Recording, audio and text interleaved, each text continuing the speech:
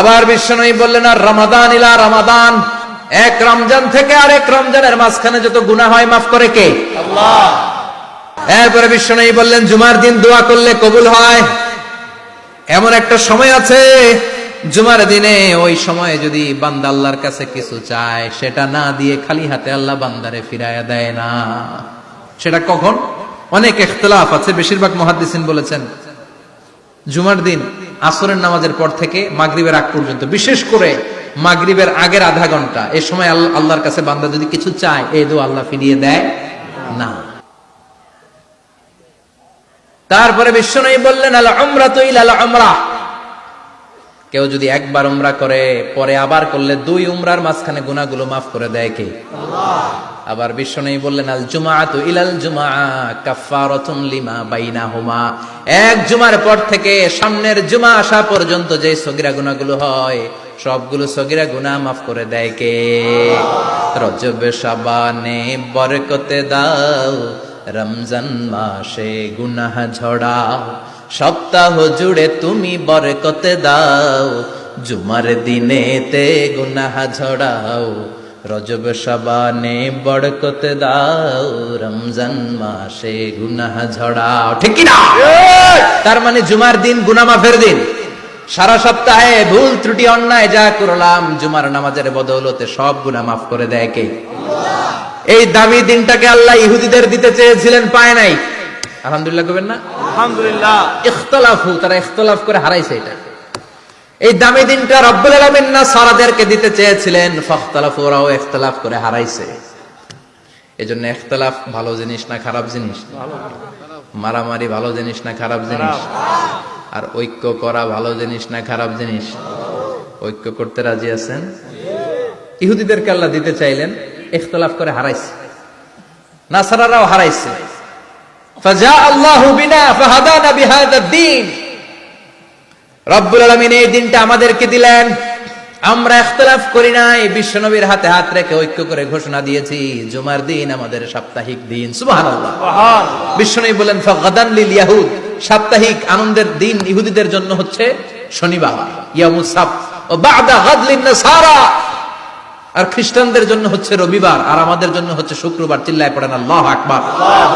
তার মানে জুমার দিন, জুমাবারের মর্যাদা বেশি না কম? চিল্লায় বলেন বেশি না কম?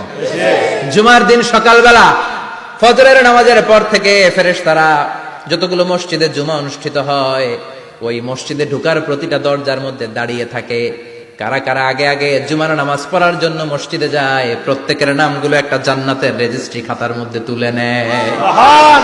এই নামগুলো স্পেশালি আল্লাহর কাছে পাঠানোর জন্য। সুবহানাল্লাহ কইবেন না? সুবহানাল্লাহ। ডানে বায়ে সামনে পেছনে যতগুলো দরজা, প্রতিটা দরজায় ফেরেশতারা বসে থাকে। কে আগে আসলো নাম তুলে দেয়। তুলতে তুলতে তুলতে তুলতে খতিব সাহেব যখন খুতবা দেওয়ার জন্য মিম্বারে যেয়ে বসে যায়, ফেরেশতারা তাদের খাতা বন্ধ করে তারাও খতিব সাহেবের সামনে জুমার খুতবা শোনার জন্য বসে যায়। পড়েন সুবহানাল্লাহ। প্রথম জুমার দিন জুমার মসজিদে যে ঢুকবে, বিশ্বনবী বললেন, আল্লাহর রাস্তায় একটা উট কুরবানি দিলে যেই সওয়াব, এই সওয়াব আল্লাহ আমলনামায় দিয়ে দেয়। দ্বিতীয় পর্যায়ে যে ঢুকে, বিশ্বনবী বললেন বাকারা, গরু কুরবানির সওয়াব পায়। 3 নম্বরে যে ঢুকবে, বিশ্বনবী বললেন কাবশা, হাদিসের ভাষায় এসেছে আল কাবাস, কাবাস মানে হলো বকরি, বকরি কুরবানির সওয়াব। 4 নম্বরে যে ঢুকবে তার হচ্ছে দাজাজা, দাজাজা মানে মুরগি। 5 নম্বরে যে ঢুকবে, বিশ্বনবী বললেন বাইদা, নোয়াখালীরা কয় বয়দা, আমরা কই আন্ডা, কুমিল্লায় কই ডিম। আছে না নাই? এক দেশের কত ভাষা, এক দেশের গালি আরেক দেশের বুলি। আমরা বলি ছেলে, কুষ্টিয়ায় বলে পুত্র, আরেক জায়গায় গেলে বলে হুত, আরেক জায়গায় গেলে বলে ফোয়া। আছে না নাই? এক এলাকায় বলে বেটা ছেলে, ছেলেদেরকে বেটা ছেলে। মরদ ফোয়া, মরদ ফোয়া হদ্দে না, মরদ ফোয়া হদ্দে। আহা, কি ভাষার বৈশিষ্ট্য। তো যেটা আমরা বলি ডিম, কোথাও বলে আন্ডা, কোথাও বলে বয়দা। তো এই বয়দা আল্লাহর রাস্তায় দান করে দিলে যেই সওয়াব, পঞ্চম ব্যক্তি ওই সওয়াব পাবে। এই 5 জনের পরে আর লেখালেখি নাই, বাকিদেরটা নরমাল এন্ট্রি করে সব ফেরেশতারা খুতবা শোনার জন্য বসে যায়। সুবহানাল্লাহ, সুবহানাল্লাহ। তো জুমার দিনে আগে আগে যাবেন তো? ইনশাআল্লাহ। সবাই রাজি? জুমার নামাজে আগে আগে যেতে রাজি আছেন? সময় মতো জুমার খুতবা শুনতে রাজি আছেন তো? ইনশাআল্লাহ। খতিব সাহেবরা ঠিকঠাক মতো জুমার খুতবা দিবেন তো? জুমার দিনের কিছু সুন্নাত আছে, শুনবেন না দোয়া করে ফেলবো? এই সুন্নাত গুলো শুনে আমরা বিদায় নিব। চিল্লায় পড়েন ইনশাআল্লাহ। দোয়া না নিয়ে কে কে যাবেন? হাত তোলেন। একজন। আর আপনি দোয়া না নিয়ে চলে যাবেন? এত ব্যস্ততা। জুমার দিনের প্রথম সুন্নত হচ্ছে জুমার দিনের ফজরের নামাজটা জামাতে পড়া। সবাই কয় খাইছে, হুজুরে দর্শে জায়গা মতো, আসল জায়গায়। ফজরের নামাজে ভেজাল আছে না নাই? রাজা মেহারে নাই? রাজা মেহারের মসজিদ সব প্যাক হয়ে যায়, মুসল্লি আর মুসল্লি। জুমার নামাজের প্রথম সুন্নত হচ্ছে ফজরের নামাজটা কি পড়া? জামাতে। আফদালুস সালাওয়াত ইনদাল্লাহি সালাতুল ফাজরি ফি ইয়াউমিল জুমআতি ফি জামাআহ। বিশ্বনবী বললেন জুমার নামাজের 15টা সুন্নত মুখস্থ রাখতে হবে। 1 নাম্বার সুন্নত ফজরের সালাত জামাতে পড়তে হবে। 2 নামাজ মুনাফিকদের কাছে সবচেয়ে কঠিন, একটা হচ্ছে ফজরের নামাজ আর একটা এশার নামাজ। এক আলেমকে জিজ্ঞেস করা হলো ফজরের বাতাসটা এত ঠান্ডা আর স্নিগ্ধ কেন? আলেম উত্তর দিয়েছিল কারণ ফজরের বাতাসে মুনাফিকদের নাকের দুর্গন্ধ মিশে না। ফজরের বাতাসটা স্নিগ্ধ, ফজরের সময় আল্লাহওয়ালাদের আনাগোনা, মুসল্লিদের আনাগোনা, ইসলামের পক্ষের শক্তির আনাগোনা। চিল্লায় বলেন ঠিক কিনা? মসজিদে নববীতে জুমার নামাজের দৃশ্য আর ফজর নামাজের দৃশ্য ছিল এক। বাংলাদেশে ফজরের নামাজের দৃশ্য আর জুমার নামাজের দৃশ্য এক নাকি? ফজরের নামাজের সময় মুসল্লি নাই, এক কাতার হয় না, আর জুমার নামাজে পাক্কা মুসল্লি দেরি করে গেলে বারান্দায়ও জায়গা পায় না। ঠিক কথা কন। তাহলে আগামীকাল ফজরের নামাজটা আমরা জামাতে পড়বো ইনশাআল্লাহ। ইনশাআল্লাহ। এত আসতে ইনশাআল্লাহ। আরো জোরে পড়েন ইনশাআল্লাহ। মনে থাকবে? ইমাম সাহেব কে মসজিদের? ইমাম কই? হাফেজ সাহেব কই? কালকে দেখবেন যে কি অবস্থা হয় ফজরের সময়। জুমার নামাজের মতো ভিড় হবে, আসা যাবে না। ঠিক কথা কয় না? 2 নম্বর সুন্নাহ হচ্ছে আসওয়াক, মেসওয়াক করা। মাথরাতুন লিল ফাম মারদাতুন লির রাব। মেসওয়াক করলে দাঁত পরিষ্কার থাকে, আল্লাহ খুশি হয়ে যায়। বিশ্বনবী বলেছেন যদি আমার উম্মতের জন্য কষ্ট না হতো প্রত্যেক নামাজের আগে মেসওয়াক করা আমি ফরজ করে দিতাম। সুবহানাল্লাহ। মেসওয়াক ছিল বিশ্বনবীর জীবনের শেষ আমল। এই মেসওয়াক করে বিশ্বনবী শেষ নিঃশ্বাস ত্যাগ করেছেন। আপনার নবী, আমার নবী, ওনার জীবনের সর্বশেষ আমল ছিল কি? সুবহানাল্লাহ কইবেন না? বিশ্বনবী জাইতুনের ডাল দিয়ে মেসওয়াক করতেন। বিশ্বনবী বলতেন নি'মা সিওয়াকিয়া জাইতুন ফাইন্নাহু সিওয়াকি ওয়া সিওয়াকুল আম্বিয়া মিন ক্বাবলি। জাইতুনের ডালের মেসওয়াক কতই না ভালো, কারণ এটা দিয়ে আমিও মেসওয়াক করি, আমার আগে সব নবীরাই জাইতুনের ডাল দিয়ে মেসওয়াক করেছে। সুবহানাল্লাহ। 3 নাম্বার হচ্ছে দুহুন, তেল মালিশ করবেন। বিশ্বনবী জাইতুনের তেল দাড়িতে, চুলে আর গায়ে দিতেন। বিশ্বনবী বলতেন ওয়াদাহিনু ফাইন্না ফিত তাদহিনি বারাকাত। তেল খাও, তেল দাও, তেল মালিশ করো, তেলের ভেতরে আল্লাহ বরকত ঢুকাইয়া দিছে। তেল দিবেন তো? 4 নম্বরে আত্তিব, জুমার দিনে সুগন্ধি লাগিয়ে যাওয়া সুন্নাত। লাগাবেন? লাগাতে রাজি আছেন? বিশ্বনবী বলতেন এই দুনিয়ার 3টা জিনিস আমার কাছে সবচাইতে প্রিয়। হুব্বিবা ইলাইয়া মিন দুনিয়াকুম সালাস। এক হচ্ছে আন-নিসা, নারীদেরকে আমি পছন্দ করি। 2 হচ্ছে আত্তিব, সুগন্ধি লাগাতে আমি পছন্দ করি। বিশ্বনবীরে কেউ সুগন্ধি হাদিয়া দিয়েছে, বিশ্বনবী নেয় নাই, এরকম কোন ঘটনা ঘটে নাই। আল্লাহু আকবার। 3 নম্বরে কুররাতু আইনি ফিস সালাহ। নামাজের মধ্যে যখন আমি দাঁড়িয়ে যাই আমার চক্ষুটারে ঠান্ডা করে দেয় কে? আবার বিশ্বনবী বলতেন আরবাউন মিন সুনানিল মুরসালিন। 4টা সুন্নাত সব নবীদের সুন্নাত। 1 নম্বরে আল হায়া মানে লজ্জা। আরেক বর্ণনা এসেছে আল খিতান মানে সুন্নাতে খাতনা, এটা সব নবীদের ছিল। আর সেওয়াক, সব নবীরা মেসওয়াক করেছেন। আত্তিব, সব নবীরা আতর লাগিয়েছেন। আর নিকাহ, সব নবীরা বিয়েও করেছেন। চিল্লায় পড়েন আল্লাহু আকবার। 5 নম্বর সুন্নাহ হলো আল লিবাস আহসানা সিয়াব, সুন্দর জামা পরা। নট নেসেসারি যে নতুন জামা হতে হবে, পুরাতন জামাও ধুয়ে আয়রন করে পরলে একটা সৌন্দর্য আছে না নাই?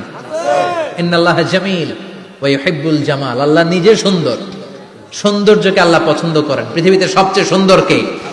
পৃথিবী সুন্দর, মানুষ সুন্দর, আসমান সুন্দর, জমিন সুন্দর, সুন্দরে সুন্দরে পাল্লা, জানি না কত সুন্দর তুমি আল্লাহ, জান্নাহ কত সুন্দর তুমি আল্লাহ, সুবহানাল্লাহ পড়েন।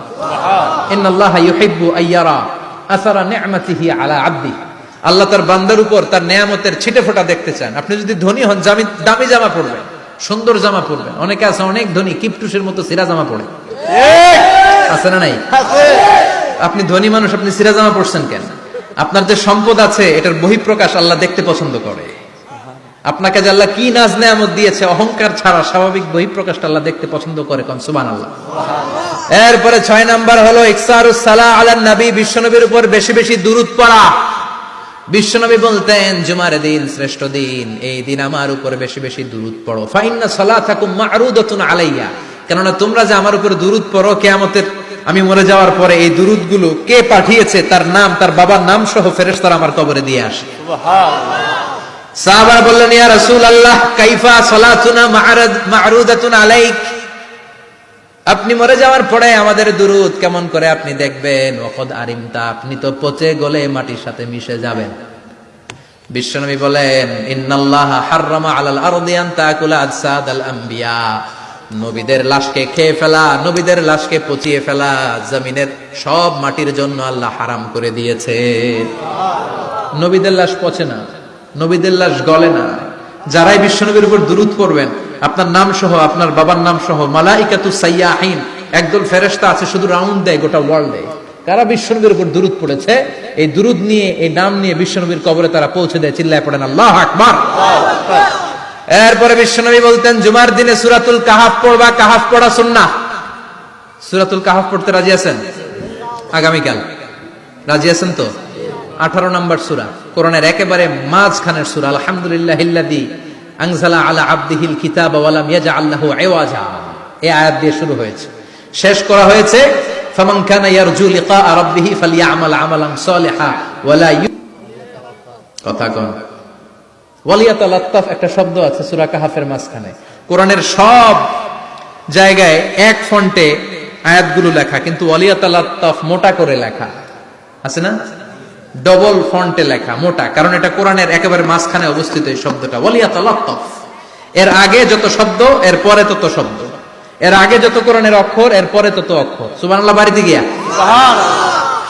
বিশ্বনবী বললেন সূরাতুল কাহাফ যে তেলাওয়াত করবে ইয়াকুনু লাহু নূর, এই সূরাতুল কাহাফ কিয়ামতের দিন তার সামনে বিশাল একটা আলো হয়ে আসবে।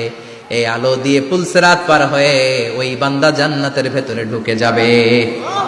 আবার বিশ্বনবী বলেন যারা সূরাতুল কাহাফের প্রথম 10 আয়াত তেলাওয়াত করবে জুমার দিন, শেষের 10 আয়াত যারা জুমার দিন তেলাওয়াত করবে, দাজ্জালের ফিতনা থেকে তাদেরকে মুক্ত রাখবে কে? আল্লাহ। সুবহানাল্লাহ পড়বেন না?